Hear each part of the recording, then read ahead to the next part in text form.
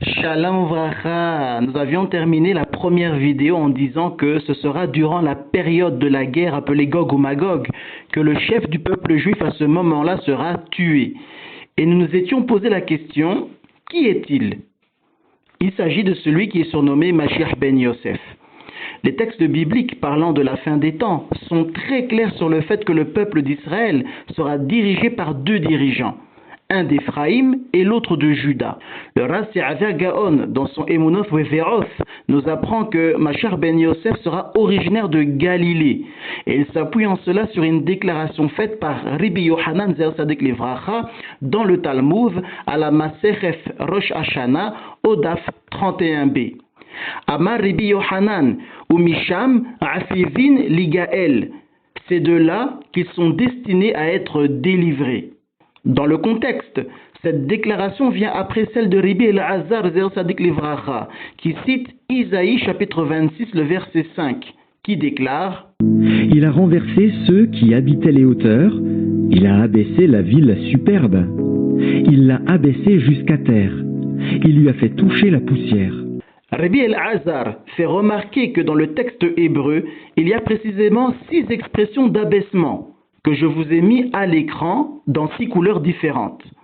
Ce verset peut donc être interprété comme indiquant qu'à 6 reprises dans son histoire, le peuple d'Israël sera abaissé, et chaque abaissement sera plus bas que l'abaissement précédent.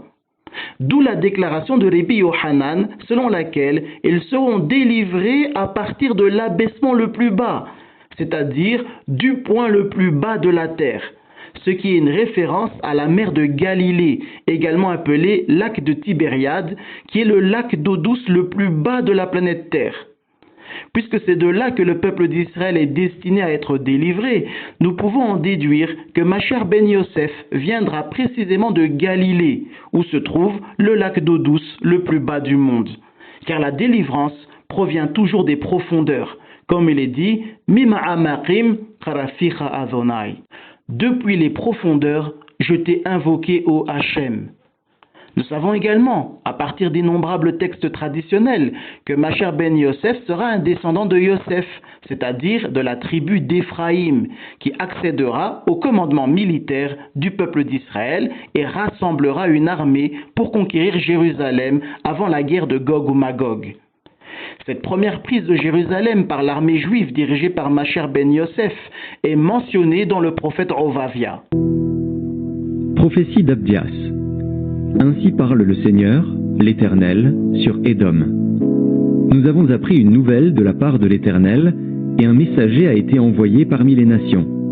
Levez-vous, marchons contre Édom pour lui faire la guerre. Voici, je te rendrai petit parmi les nations, tu seras l'objet du plus grand mépris. L'orgueil de ton cœur t'a égaré, toi qui habites le creux des rochers, qui t'assieds sur les hauteurs, et qui dis en toi-même, qui me précipitera jusqu'à terre? Quand tu placerais ton nid aussi haut que celui de l'aigle, quand tu le placerais parmi les étoiles, je t'en précipiterai, dit l'Éternel.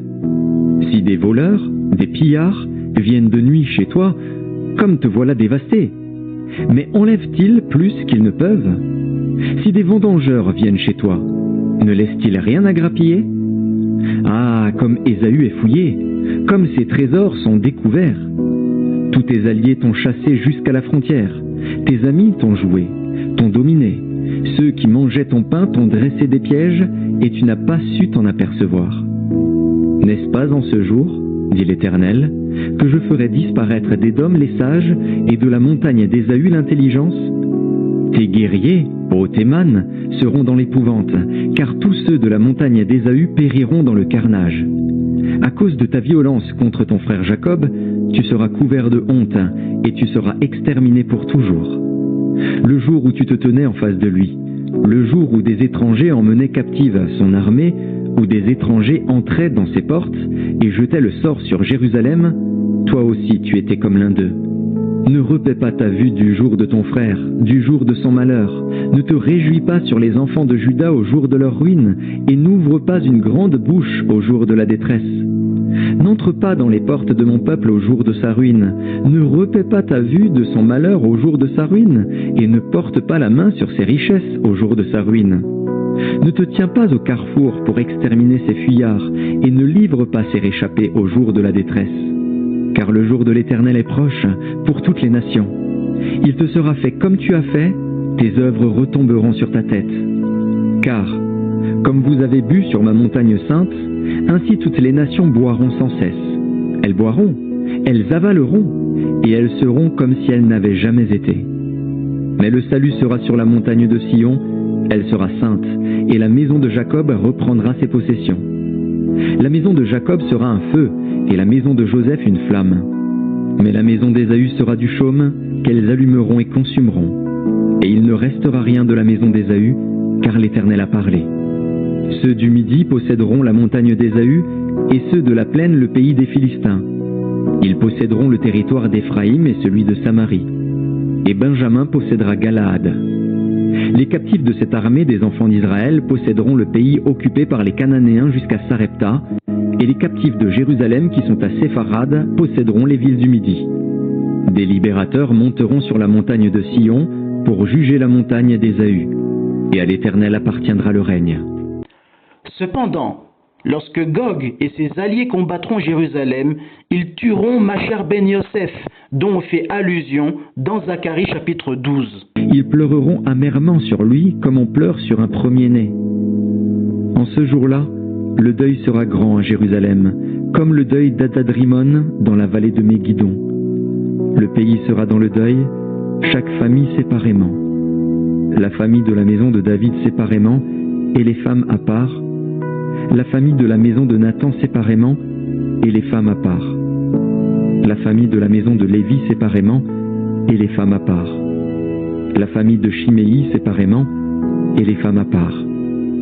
Toutes les autres familles, chaque famille séparément, et les femmes à part. Cette défaite sera dévastatrice, tant physiquement qu'émotionnellement. Le désarroi causé par la perte de ce chef sera généralisé, comme l'indique Zacharie chapitre 12, ainsi que le Talmud dans la Masereth Souka au Daf 52b. Toutefois, comme le souligne le Maharsha Zer Sadik Livracha, la rédemption ne sera pas encore achevée. En effet, le rédempteur final, Macher ben David, apparaîtra peu après. Et c'est de lui dont nous parlerons dans l'épisode numéro 3.